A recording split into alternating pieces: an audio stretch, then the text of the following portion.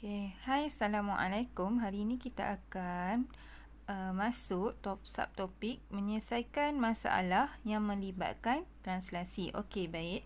Sebelum kita pergi contoh soalan penyelesaian masalah melibatkan translasi, kita imbas kembali macam manakah itu translasi. Okey. Ini adalah bentuk umum melibatkan translasi yang mana A mewakili paksi X, B mewakili paksi Y. Kalau kita tengok dari segi pergerakan, mewakili paksi X, dia akan bergerak sama ada ke kiri atau ke kanan. Manakala mana-mana nombor yang mewakili paksi Y, ia akan bergerak ke atas atau ke bawah. Okey, jadi macam mana kita nak kenal pasti sama ada translasi tersebut bergerak ke kiri atau ke kanan, atas atau ke bawah. Okey, jadi nanti apabila melihat soalan, mana-mana nombor A bernombor positif, ia akan bergerak ke kanan. Manakala mana-mana nombor A bernombor negatif, ia akan bergerak ke kiri. Okey. Bagi B pula, mana-mana nombor bernombor positif, ia akan bergerak ke atas, dan mana-mana nombor B bernombor negatif, ia akan bergerak ke bawah. Okey, nah. Okey, baik. Sebelum kita mula, kamu ambil modul kamu, modul 2, bab transformasi. Okey, sila muka surat 3. Okey, kita akan buat latihan 3 dan latihan 4. Okey, dan juga muka surat 4. Okey, kita akan buat latihan C. Okey, nah. Okey, contoh soalan pada latihan 3. Okey, D adalah imej kepada C di bawah translasi MN. Okey, jadi disuruh cari nilai bagi M dan N. Okey, daripada soalan ni yang kita tahu bahawa D merupakan suatu imej. Okey, manakala C merupakan suatu objek.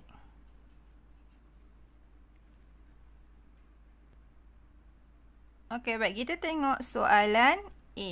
Dekat soalan A, kita tahu bahawasanya, okey, C merupakan objek. Okey, manakala D merupakan suatu imej. Dia suruh cari M, N. Okey, dia suruh cari translasi M, N. Okey, baik.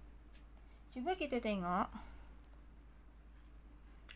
Okey, kita tahu bahawa kalau kita nak pergi imej, kita daripada objek ke imej, kita kena bergerak melalui paksi X dahulu.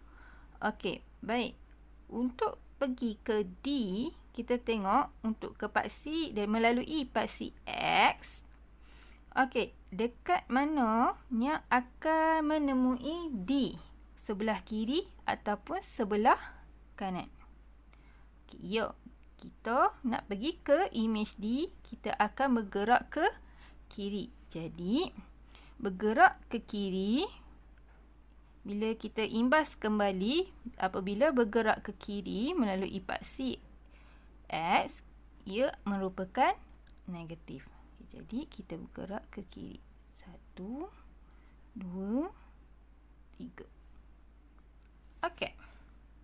Jadi, kita bergerak ke kiri sebanyak 3 kali. Okey. Seterusnya, selepas tu, okey, lepas paksi X, kita akan ke paksi Y. Okey. Untuk jumpa ataupun pergi ke titik D, kita kena fikir sama ada kita akan bergerak ke atas ataupun ke bawah. Untuk soalan ni, yuk, kita akan bergerak ke bawah. Okey. Macam tadi kita ingat, kalau kita bergerak ke bawah melalui paksi Y, okey, jadi ia merupakan nombor negatif.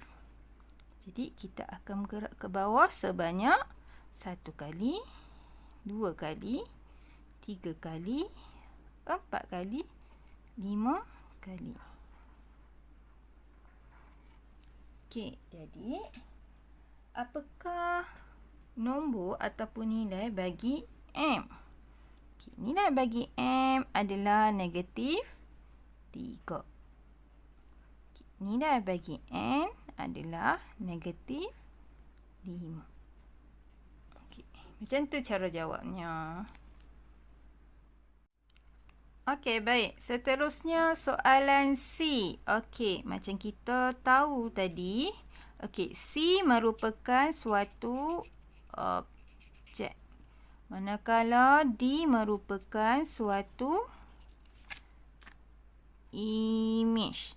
Okey, jadi kita nak kenal pasti apakah translasi pergerakan daripada objek ke image. Okey, mula-mula kita kenal pasti dulu paksi X dia. Okey, C nak pergi jumpa titik D, dia akan bergerak ke mana? Ke kiri ke kanan? Ya, kita akan bergerak ke kiri. Kalau bergerak ke kiri, ia merupakan nombor negatif. Jadi, okey, berapa banyak kita bergerak ke kiri? 1, 2, 3, 4, 5. Okey, sebanyak 5 kali. Okey. Ada tak sebarang pergerakan untuk paksi Y? Dia ada bergerak ke atas, ada bergerak ke bawah, tak kan? Okey, kita bergerak 5 langkah ke kiri terus jumpa titik D. Tak ada sebarang pergerakan paksi Y. Ia merupakan kosong. Tak bergerak. Terus jumpa, kan? Jadi, kita punya nilai bagi M adalah negatif 5. Kalau N adalah kosong. Okey, nah. Alright. Okey, jadi cuba buat soalan. Latihan 3, cuba kamu buat soalan untuk B pula. Dapat macam mana nilai dia. Okey, nah. Okey, baik. Soalan seterusnya, latihan 4. Soalannya, dalam rajah yang berikut, E dipetakkan kepada E' di bawah suatu translasi. Huraikan translasi yang terlibat. Okey, baik. Kalau kita tengok soalan ni, okey, E dipetakkan kepada E', maksudnya adalah E ni merupakan suatu objek. Manakala E' merupakan suatu image. Okey, jadi kalau kita nak cari suatu translasi bagi soalan A, kita akan bermula pada titik E. Okey, titik E kita nak pergi kepada titik E'.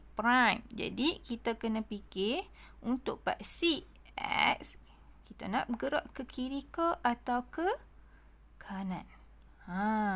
Jadi, untuk soalan ini, kita akan bergerak ke kanan. Sebab di sini terletaknya E'. Jadi, kalau bergerak ke kanan, nombornya adalah positif. Jadi, kita bergerak ke kanan sebanyak berapa kali?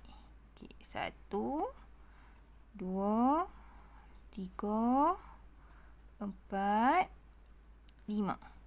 Jadi, kita akan bergerak ke kanan sebanyak 5 kali.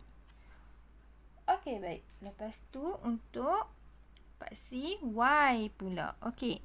Untuk paksi Y, kita kena tentukan sama ada kita nak bergerak ke atas atau bergerak ke bawah. Dan untuk soalan ni, kita akan bergerak ke bawah. Okey, kalau bergerak ke bawah seperti yang kita tahu, untuk paksi Y, ia merupakan nombor negatif. Jadi, berapa banyakkah kita bergerak ke bawah? Okey. 1, 2, 3, 4. Okey, jadi paksi Y negatif 4. Okey, jadi macam mana kita nak tulis jawapannya? Okay, kita akan tulis translasi 5, 4. Okey nah? Okey, baik. Okey, jadi cikgu nak cuba kamu buat soalan pada B pula. Okey, macam mana kamu nak dapatkan translasi bagi soalan B? Okey, baik. Untuk soalan C, dia melibatkan objek. Okey, kalau kamu tak nampak, kamu boleh garis objek dia. Okey. Garis dulu tak apa. Okey. Okey, cikgu dah selesaikan. Cikgu dah selesai garis objek cikgu. Okey, ini cikgu garis siap-siap lah. Kalau nanti dapat soalan macam ni, kamu tak nampak, kamu garis dulu garisan objek tersebut. Okey. Kalau kamu nak buat translasi bagi soalan begini, okey, tips cikgu akan ambil salah satu bucu objek dahulu. Okay, contoh bucu yang senang, cikgu ambil bucu yang ni. Okey. Okey. Kalau bucu objek yang macam ni, okey, kita kena fikir macam mana untuk image kita nak pergi tempat bucu yang sama. Kalau yang ni, kalau kita ambil bucu yang ni, image pun kita akan ambil bucu yang sama. Okey. Jadi macam mana kita nak pergi ke bucu bagi image tersebut? Okey. Mula-mula untuk paksi X. Okey, paksi X kita akan bergerak ke kiri ataupun ke kanan. Ya, kita akan bergerak sebelah kanan. Kalau bergerak sebelah kanan, ia merupakan nombor positif. Jadi 1, 2, 3, 4, 5. Okey, positif 5. Okey, sekarang paksi Y. Okey, untuk paksi Y, kita kenal pasti sama ada kita nak bergerak ke atas ataupun ke bawah untuk ke titik bagi image E prime. Ya, kita akan bergerak ke atas. Kalau bergerak ke atas, ia merupakan nilai positif. Jadi, kita akan bergerak satu langkah. Jadi, nilainya adalah positif 1. Jadi, untuk jawapan bagi soalan C adalah